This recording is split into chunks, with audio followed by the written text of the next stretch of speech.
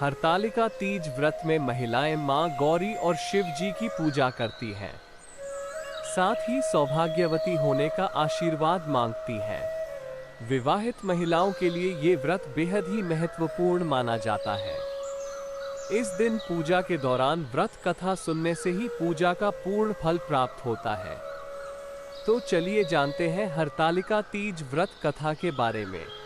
कथा के अनुसार माता पार्वती ने भगवान शिव को पाने के लिए कठोर तपस्या की। दरअसल मां पार्वती का बचपन से ही माता पार्वती का भगवान शिव को लेकर अटूट प्रेम था।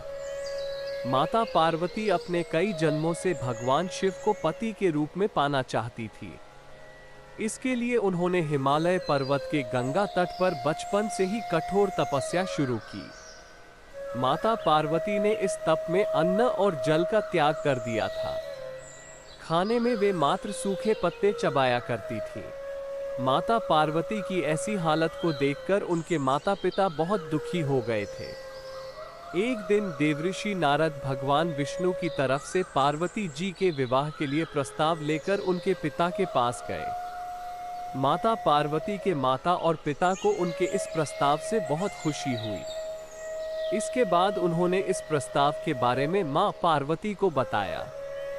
माता पार्वती यह समाचार पाकर बहुत दुखी हुई, क्योंकि वो अपने मन में भगवान शिव को अपना पति मान चुकी थी।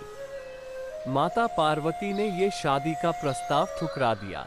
उन्होंने अपनी सखी को अपनी यह समस्या बताई। पार्वती जी ने अपनी एक सखी से कहा कि वह सिर्फ भोलेनाथ को ही पति के रूप में स्वीकार करेंगी।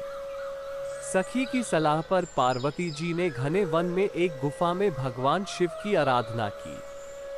भाद्रपद तृतीया शुक्ल के दिन हस्त नक्षत्र में पार्वती जी ने मिट्टी से शिवलिंग बनाकर विधिवत पूजा की और रात भर जागरण किया।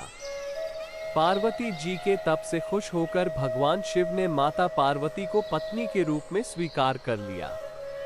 कहा जाता है कि जिस कठोर तपस्या से माता पार्वती ने भगवान शिव को पाया, उसी तरह इस व्रत को करने वाली सभी महिलाओं के सुहाग की उम्र लंबी होती है और उनका वैवाहिक जीवन भी खुशहाल होता है। माना जाता है कि जो औरतें इस व्रत को पूरे विधि विधान और श्रद्धा पूर्वक से व्रत करती हैं, उन्हें इच्छानुसार वर की प्राप्ति भी होती है। तो दोस्तों, आज के लिए बस इतना ही। उम्मीद करते हैं हमारे द्वारा दी गई जानकारी आपको पसंद आई होगी। अगर आपको वीडियो अच्छी लगे तो लाइक जरूर करें और सब्सक्राइब करना ना भूलें। वीडियो को आखिरी तक देखने के लिए बहुत बहुत धन्यवाद।